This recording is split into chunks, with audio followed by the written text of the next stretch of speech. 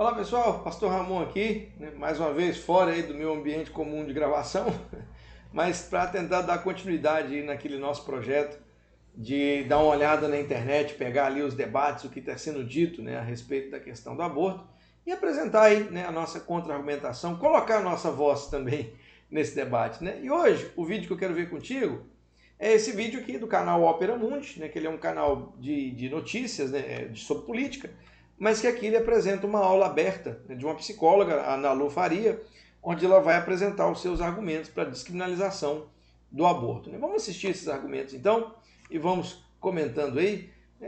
Já deixa aí o seu like, se inscreva no canal, comenta alguma coisa, nos ajuda aí a divulgar essa ideia. Vamos lá, vamos ver o vídeo.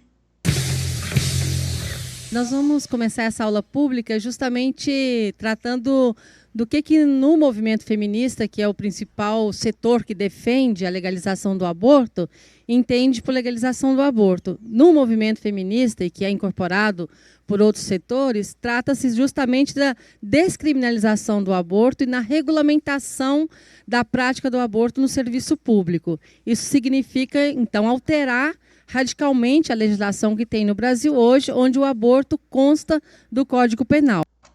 Bom, então ela apresentou aqui a posição dela. Né? Ela é uma pessoa, como uma feminista, que defende que o aborto ele deve ser removido, né? As penas do aborto removidas no Código Penal e ele torna-se então lícito em qualquer tempo, em qualquer situação. Ele passa a tornar-se um direito da mulher. Não só um direito, como aqui também ela advoga que o Estado intervenha nisso, dando possibilidades, né? Talvez atendendo pelo SUS, mas dando aí oportunidades para que as mulheres realizem o aborto. Bom, pelo menos ela está sendo sincera, né? Muito mais sincera do que algumas jornalistas por aí. Evidentemente tem outras posições, mas a posição majoritária no movimento feminista é essa. E nós vamos agora tratar um pouco mais dessa realidade que já foi tratada na reportagem, justamente falando que 97% dos abortos acontecem nos países chamados pobres em desenvolvimento. Olha, a gente tem que dar uma olhada nesse número, porque por trás desse número aí está a ideia, né, de que países desenvolvidos, né, onde o aborto não é criminalizado, eles então aconteceriam menos, né? E esse número é difícil de cravar ele, porque nós sabemos que eles estão baseados naquelas pesquisas de estimativas de aborto que tem aí pelo mundo, né? E estimativas que são feitas por institutos abortistas que majoram esses números em muito, né? Eu cito sempre aqui o caso da Argentina, porque está mais próximo de nós. A Argentina, antes da descriminalização, um desses institutos dizia que haveria 440 mil abortos acontecendo todo ano na Argentina. 11 meses e meio depois da liberação, qual foi o número? 30 mil abortos. Então o aborto estava superestimado ali em 440 mil. E isso se repete em outros locais pelo mundo. Por outro lado, então você vê que nesses países onde o aborto é criminalizado, existe uma super notificação. No Brasil, por exemplo, você tem duas estimativas.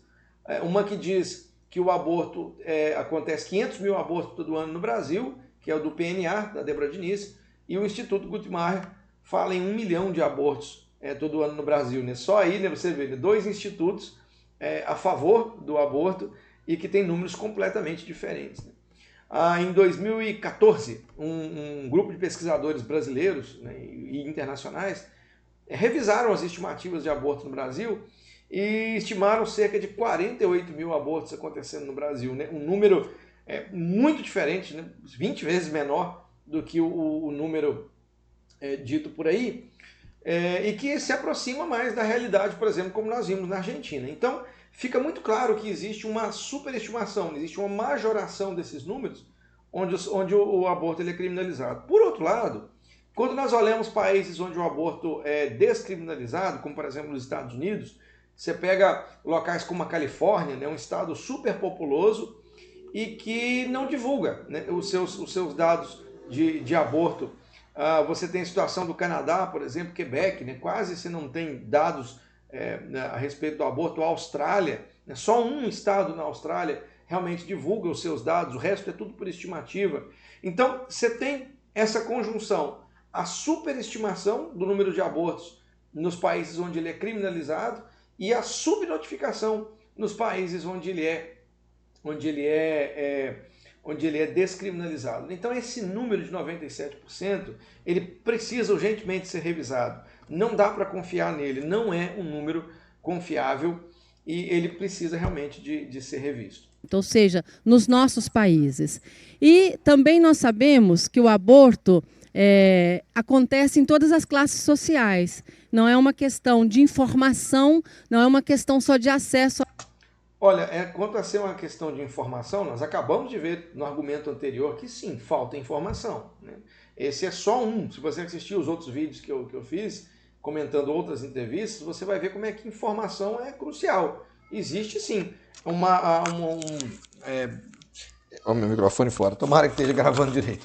Mas existe sim uma questão, um problema, né, de números de informação aí sobre essa causa. O método anticonceptivo, justamente porque os métodos falham, porque muitas vezes as mulheres fazem relações sexuais forçadas, porque muitas vezes o parceiro não quer usar a camisinha, e também pelo que é a complexidade da maternidade na vida das mulheres, numa sociedade patriarcal e machista que coloca a maternidade como a principal função não é uma boa palavra, mas como o principal lugar das mulheres.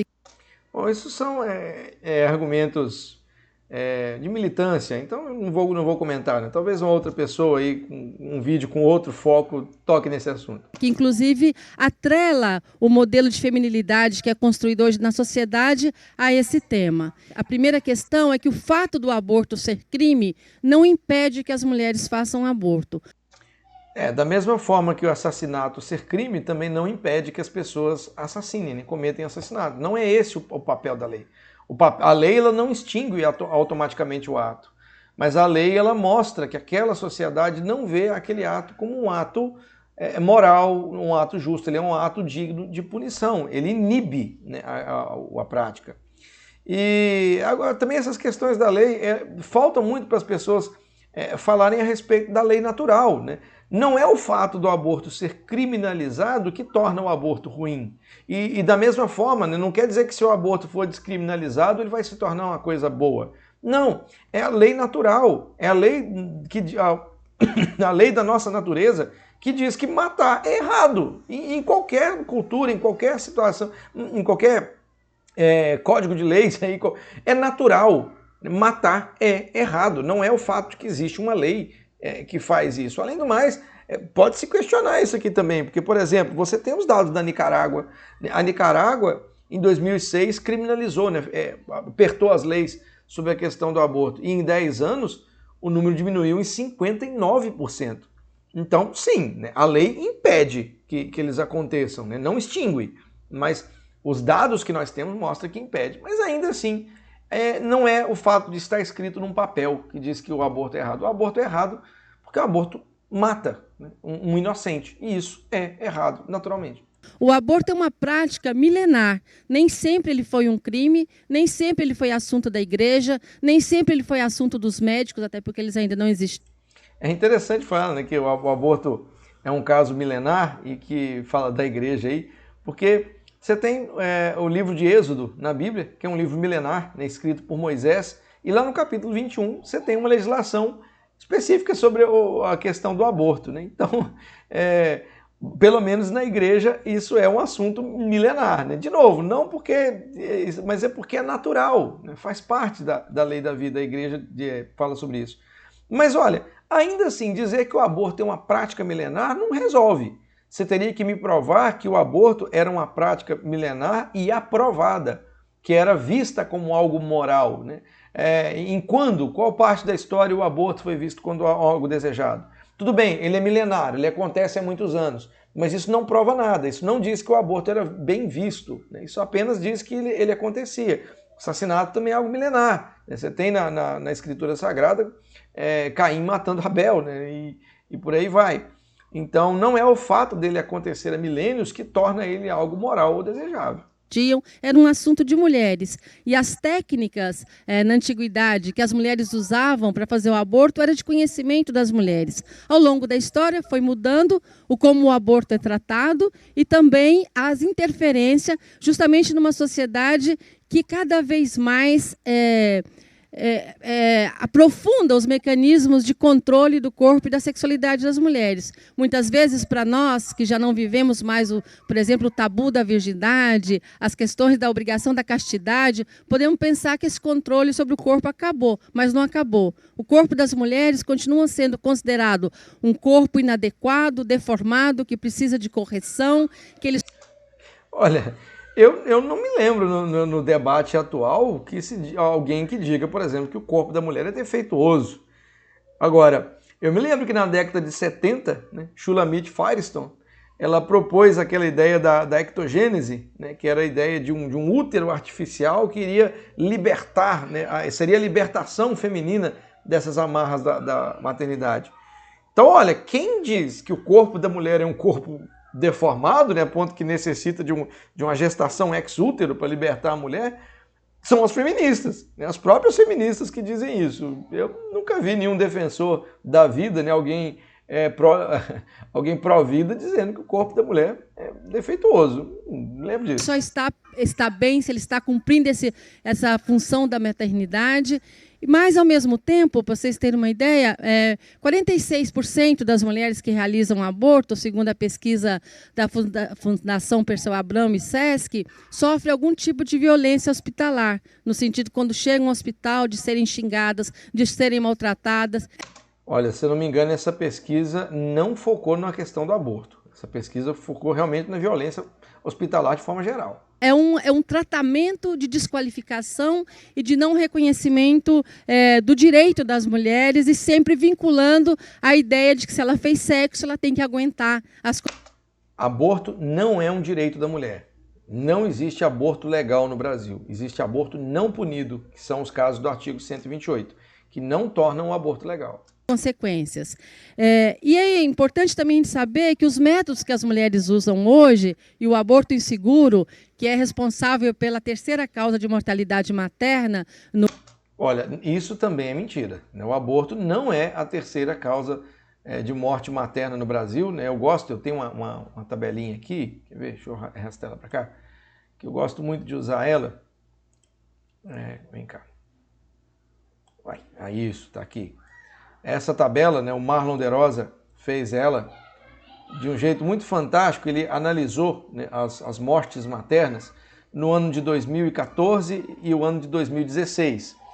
E olha só que interessante, né? No ano de 2014, ele lista aqui, ele faz, né, um ranking das causas de morte de óbitos maternos. E olha onde está aqui, né? O aborto clandestino, né? Não existe essa nomenclatura no SUS, então, no DataSUS.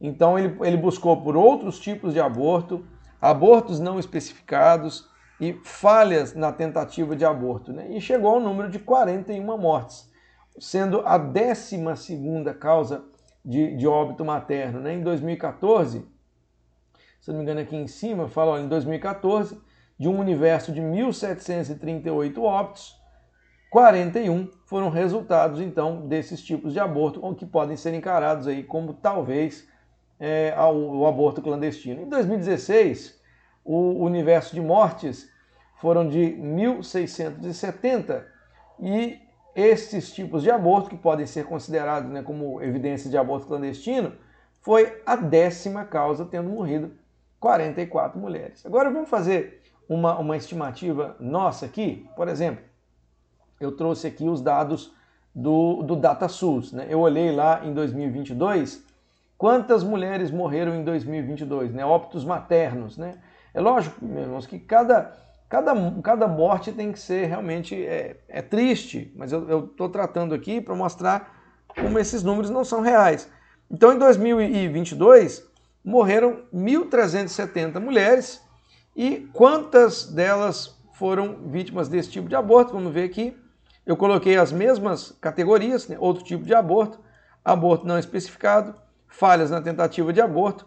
Aqui eu pus o ano de 2023, rapaz. Deixa eu eu voltar aqui, é fácil. Vamos fazer aqui, ó. Vamos pegar no Tabnet, DataSUS.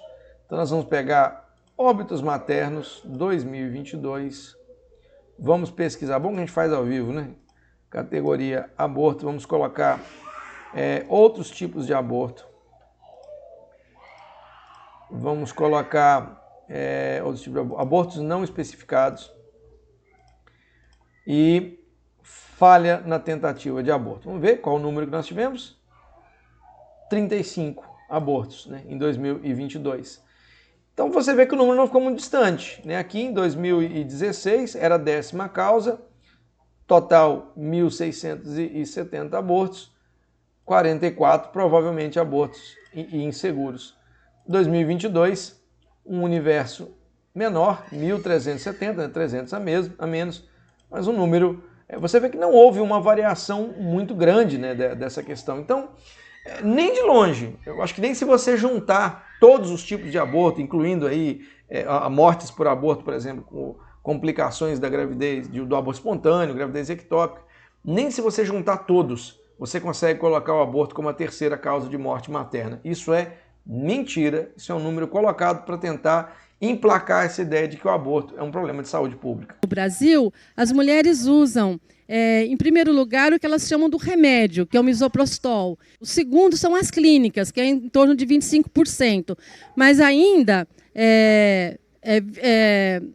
o restante são ou remédios caseiros ou acesso às curiosas e parteiras.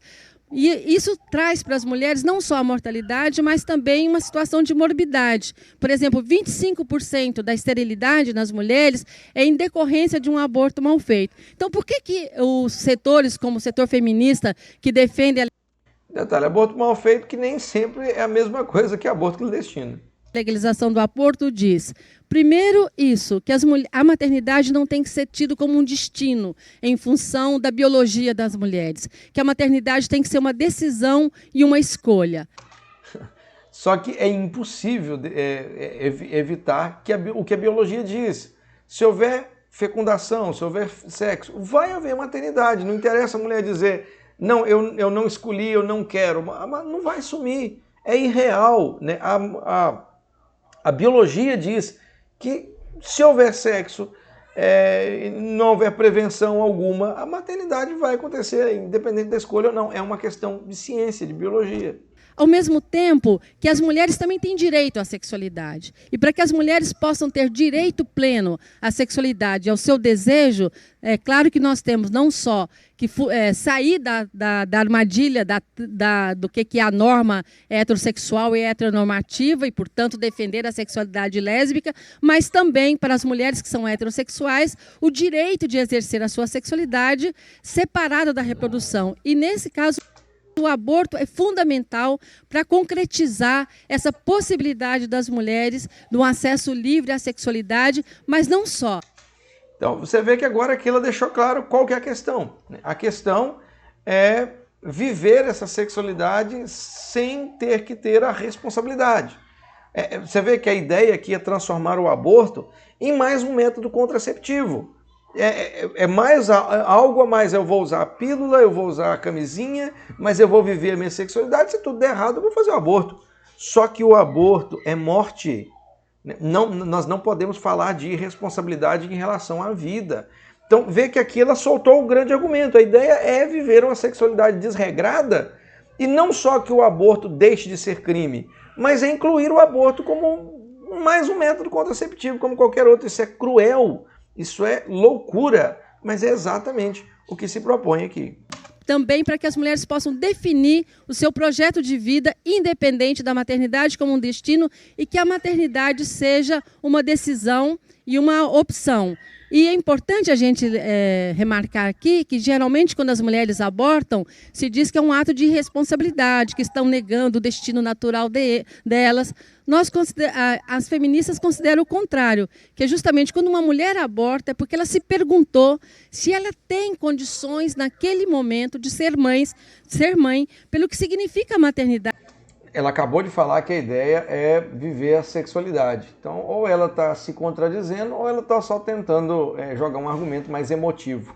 Que é algo para toda a vida, que interfere no conjunto da sua vida, e também como essa gravidez chega, ela tem diferentes repercussões para as mulheres. Hoje, para nós, a legalização do aborto é sim uma questão de saúde pública, é sim uma questão de defesa das mulheres pobres, das mulheres da classe trabalhadora, das mulheres negras, das jovens, das camponesas, que são aquelas que sofrem mais o impacto do aborto inseguro. Vamos pensar nisso que ela acabou de falar. Primeiro, né? Então a legalização é uma questão de saúde pública. Já vimos pelo número que não, né? Cada morte materna tem que ser realmente, é uma questão triste, nós nos compadecemos, mas o número não justifica eu dizer que o aborto é uma questão de saúde pública. Isso é só uma forma de tentar dar uma capa de urgência a algo que não é assim, né? Como se o aborto fosse a solução para isso. Mas pensando nessa questão da defesa dos direitos das mulheres, por exemplo, esse caso ele ignora uma realidade que já está muito bem documentada, que é a questão dos abortos forçados, né? O Marlon de Rosa ele escreveu um livro, se não me engano esse livro foi com a doutora Lenise Garcia, onde ele documenta, né, ele relata essa questão dos abortos forçados. Em muitos locais onde o aborto é descriminalizado, onde o aborto é de fácil acesso, nem sempre o aborto é um desejo da mulher, né? É um ato da livre iniciativa da mulher em exercer os seus direitos sexuais e reprodutivos. Às vezes o aborto vem porque um namorado não aceita a criança, ou porque a família não aceita, ou porque a própria sociedade antinatalista, né? Esse clímax promovido por uma professora dessa, e a mulher ela acaba então por abortar não porque ela quer, mas por causa dessas pressões sociais, né? É o fenômeno dos abortos forçados, que já é inclusive registrado no Brasil, que ainda, mesmo que seja criminalizado, o fenômeno do aborto forçado ele já é visto no Brasil. Além do mais, pensa no seguinte caso, o IPEA, ele diz que cerca de 70% dos crimes que acontecem, os crimes sexuais, né, dos estupros, acontecem dentro de casa. Então imagina, a menina ela tem um estuprador dentro de casa, então ela engravida, ela vai para o hospital, ela chega no hospital, ela não faz um boletim de ocorrência, que não precisa, basta ela assinar um termo circunstanciado, segundo a norma técnica da saúde, do Ministério da Saúde. Então ela vai, ela aborta, ela coloca mais esse peso psicológico, que também já é bem documentado, né? Além dos perigos físicos, né? Como o perigo de câncer, perigo de esterilidade, e tantos outros que envolvem a questão do aborto, ainda tem a questão psicológica, né? É antinatural para a mulher matar o seu próprio filho. Mas essa mulher vai, realiza o aborto, coloca mais esse peso na sua consciência e ela volta para casa, para onde? Para a presença do estuprador, para a presença daquele que a violentou, que nem sequer tem um boletim de ocorrência contra ele. Só que agora o que acontece? Com a gravidez, esse estuprador se livrou, né, daquilo que poderia condená-lo e a mulher voltou ali para a presença do seu violentador. Queridos, quem disse que liberação do aborto traz mais direito para as mulheres? Liberação do aborto causa mais problemas e fere muito dos direitos das mulheres, além de implicar por sobre ela muitos pesos que não deveria. Então, aborto não é nem uma questão de saúde pública, muito menos uma forma de defesa dos direitos da mulher, de maneira nenhuma. Isso traz mais peso e mais consequência para as mulheres. Porque na hipocrisia da nossa sociedade, o mercado resolveu para aquelas que têm dinheiro. E nós sabemos que hoje nós temos uma conjuntura extremamente difícil, como a reportagem também nos mostrou, de um avanço das forças conservadoras, e com certeza um elemento fundamental nesse debate é a gente reivindicar a laicidade do Estado. E isso é interessante, porque o que é a laicidade do Estado? Porque fica parecendo que o Estado laico é um Estado progressista, e não é. Do jeito que ela diz, não, nós precisamos reivindicar um Estado laico, como se o Estado laico fosse aquele Estado que defende todas as regras e normas do progressismo, e não é. A laicidade, um Estado laico é aquele Estado que não tem religião, que debaixo do seu guarda-chuva ele aborda todas as ideias, ele abraça todas as ideias e religiões. Não é um Estado ateu, não é um Estado progressista. Então que negócio é esse? O Estado só é laico quando ele defende a pauta progressista? Não, isso não é Estado laico. inclusive, um princípio básico da República, porque a religião deve ser uma questão de fórum íntimo e nem o Estado, nem os médicos, nem a igreja, nem os homens devem decidir pelas mulheres. Olha, isso é o princípio da tirania, né? Isso não é Estado laico. São as mulheres que devem decidir. Claro que numa relação de casamento, de namoro, se tem uma gravidez, é bom, é desejável que a decisão para um aborto seja compartilhada. Mas se há divergência, se o homem quer e a mulher não quer a gravidez, a decisão tem que ser dela. Olha o tamanho, né, do princípio de tirania disso, né? Porque, afinal de contas, no aborto, será que só morrem mulheres? Não morrem homens também na questão do aborto? Desde quando o homem não deve opinar numa questão... Aborto é uma questão de humanidade, não é uma questão das mulheres. Morrem tanto mulheres quanto morrem homens. E outra, não existe nova vida, não existe procriação sem a participação de um homem. O homem não deveria ser excluído do debate a respeito do aborto. Isso é tirania, meu irmão. E você sabe quando, né? Nós conhecemos na história um momento onde as pessoas se arvoraram no direito de dizer quem podia viver e quem podia morrer, né? Se chama nazismo. Foi um terrível negro da história. Porque isso é fundamental para a sua autonomia. Pois é, essa aí então foi a aula aberta, né, da Nalu Faria. É uma aula carregada de jargões, mas verdade seja dito, ela mesma disse no início que ela defenderia uma pauta, né, um tipo de pensamento.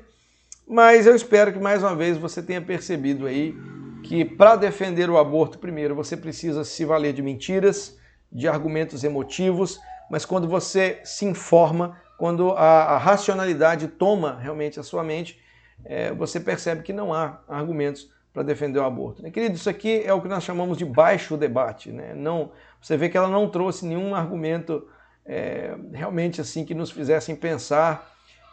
Foram todos argumentos emocionais, argumentos de falsa equivalência, números falsos. Mas é isso que nós temos, né?